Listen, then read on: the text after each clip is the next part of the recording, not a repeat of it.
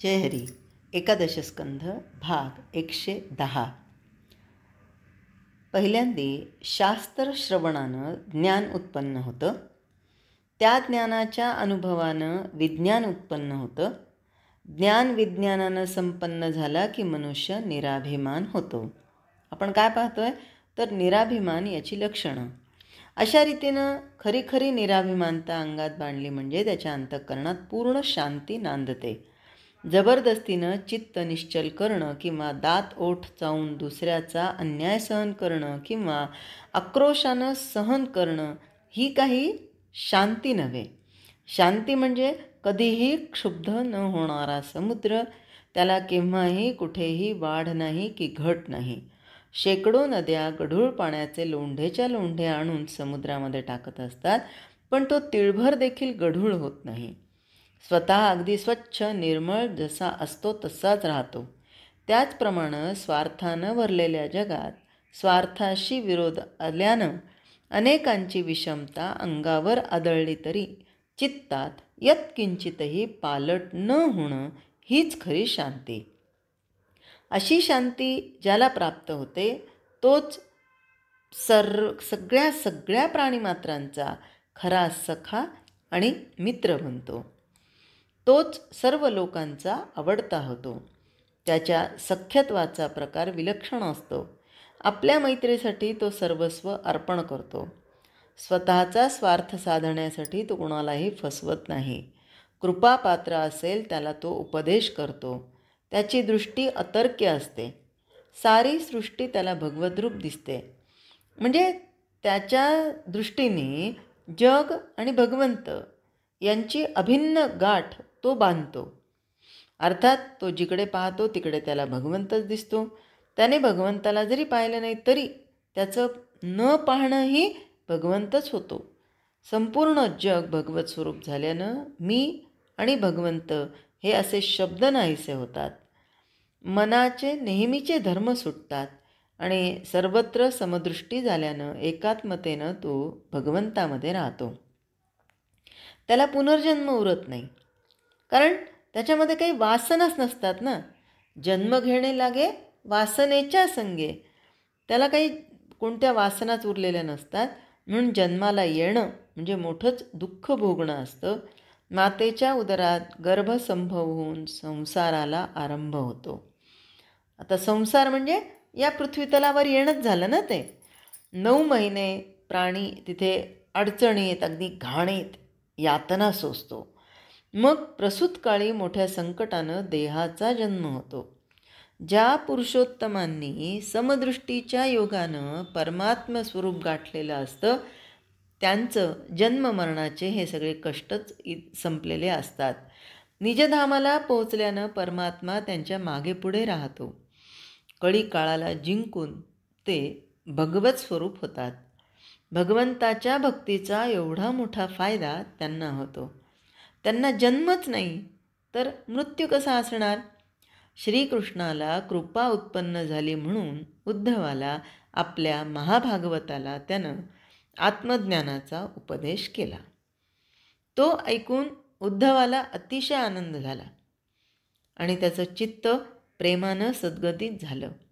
साष्टांग दंडवत घालून श्रीकृष्णाला तो म्हणाला की त्याग आणि संन्यास मोक्षाचं साधन खरं, परंतु ज्याच्या मनात वासना असतात आणि ज्यांची बुद्धी दृश्यात अडकलेली असते त्यांना देवानं सांगितलेला त्याग शक्य नसतो. भगवान सर्वात्मा प्रत्यक्ष हृदयात असताना माणसाचं मन भगवंताकडे वळत नाही. हा जगातील मोठा चमत्कार आहे. माणसाचं मन दृश्यात गुंतून पडतं. प्रपंचात आसक्त झालेले अभक्त भगवंताला विन्मुख होतात. त्यांचं चित्त सदोदित व्यग्र आणि दुश्चित्त झालेलं असल्यानं त्यांना त्याग साधत नाही. भगवंताच्या मायेचा जोर मोठा विलक्षण आहे. शरीरामध्ये मी शरीरच आहे अशी आत्मबुद्धी माया उत्पन्न करते. शरीर संबंधी सगळे आपले वाटू लागते. ही विपरीत भावना होय. मी आणि माझे यांचा मोठा विस्तार माजल्यानं बुद्धी विवेकहीन बनते आणि मग घरादारावर अतिशय आसक्ती जडते. अर्थात त्यामुळे त्याग मोठा अवघड होऊन बसतो.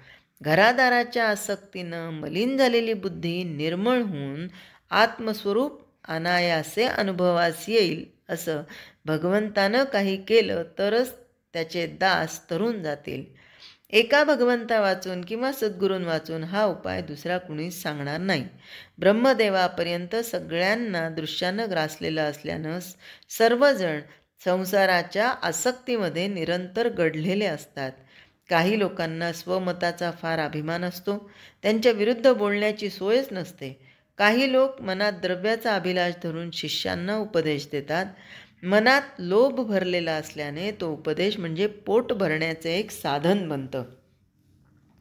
गुरुलाच जर विषयासक्ती तर शिष्याला कुठून येणार विरक्ती.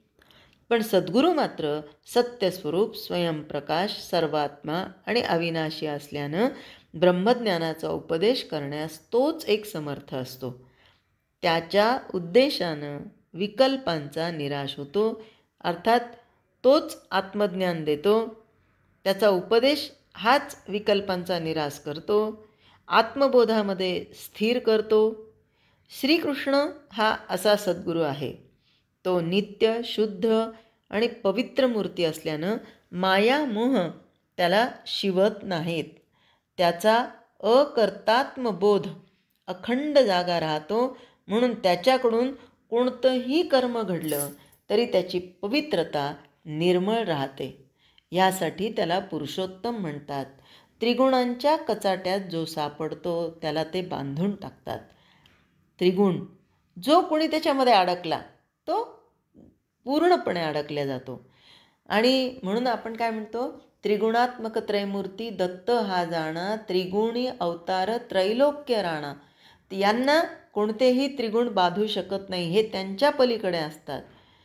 श्रीकृष्णाच्या ठिकाणी या त्रिगुणांचा अंत होतो, म्हणून त्याला आपण अनंत म्हणतो. स्थलकालांनी त्याला मर्यादा घालता येत नाही, तो आकलन होत नाही, म्हणून तो अनंत आणि अपार आहे. हृदयस्थ ज्ञानमूर्ती श्रीकृष्ण साऱ्या त्रैलोक्यात जाणता फक्त तोच आहे. ज्ञान आणि अज्ञान या मायाशक्ती ईश्वराधीन असतात, पण श्रीकृष्ण परमात्मा त्या ईश्वराचा ईश्वर आहे. सगळ्यांचा नियंता श्रीकृष्ण सगळं काही करून अकर्ता आणि सगळं काही भोगून अभोगता राहतो. स्थलकालांच्या पलीकडे असणारे जे अविनाशी स्थान तिथेच तो राहतो, म्हणजे तिथला तो रहिवासी आहे. तो पूर्णांश पूर्ण अवतार आहे. सगळ्या जीवांचं चालकपण त्याच्यापाशी असल्यानं त्याच्यामुळेच जीवांचं चलनवलन होतं. नराचे अविनाशस्थान तोच, म्हणून त्याला नारायण म्हणतात. नराचा खरा सखा तोच. त्यानेच अर्जुनाला ब्रह्मज्ञान सांगितलं. तो अत्यंत कृपाळू असल्यानं त्याला शरण जावं. मग आता त्याला शरण जाण्यासाठी साधकांनी काहीतरी साधना करायला पाहिजे, नाही का. आता साधना करताना कोणकोणत्या गोष्टी लक्षात घ्यायच्या त्याबद्दल नाथ महाराज सांगतात की प्रपंच दुःखमय आहे अशी खात्री पटल्याशिवाय भगवंताला शरण जाण्याची बुद्धी माणसाला होत नाही. भगवंतच माणसाचा अहंकार नाश करतो. हे घडून येण्यास साधकानं आधी आपलं मन सावध करावं. म्हणजे प्रत्येक क्षणाला या मनाला तपासून पाहावं, या मनामध्ये जे काही इच्छा विचार येतात ते योग्य आहेत का अयोग्य आहेत. परमार्थामध्ये स्वतःशिवाय दुसरं कुणीही आपल्या मदतीला येऊ शकत नाही. जो स्वतः विवेकशील बनतो तोच आपला आपण गुरु बनून संसार तरून जातो. माणसाला चांगलं कोणतं वाईट कोणतं हे सहज स्फूर्तीनं समजतं.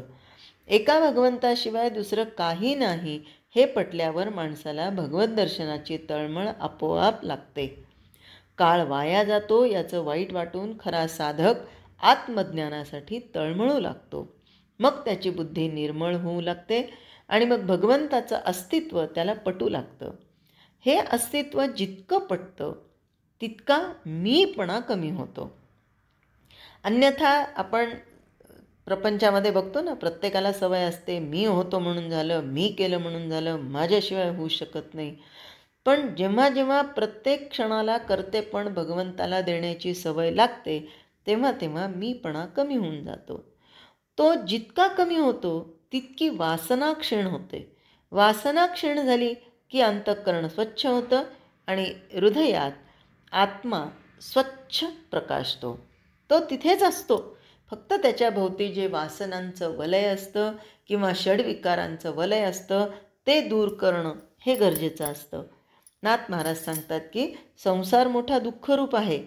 त्यातील विविधता माणसाला भाजून टाकतात.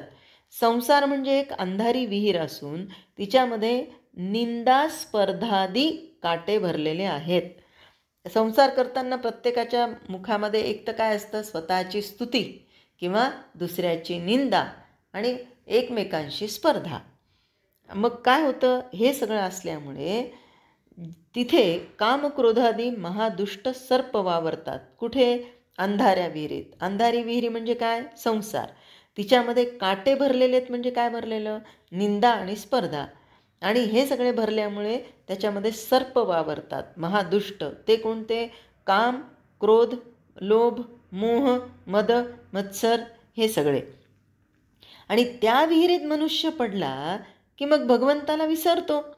आता विसरणारच ना. हे जर असं सगळं त्याला तिथे त्रासदायक असेल तर त्याच्या पोटात शूळ उठतो आणि तो तळमळू लागतो. तिच्यातून बाहेर पडण्यास स्वतःच्या बुद्धीला उपाय सुचत नाही. म्हणून भगवंताला शरण जावं.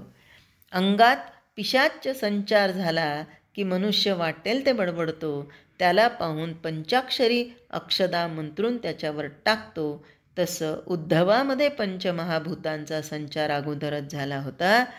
त्यात आणखी कृष्णवियोगरूपी संबंध त्याच्या अंगात शिरला.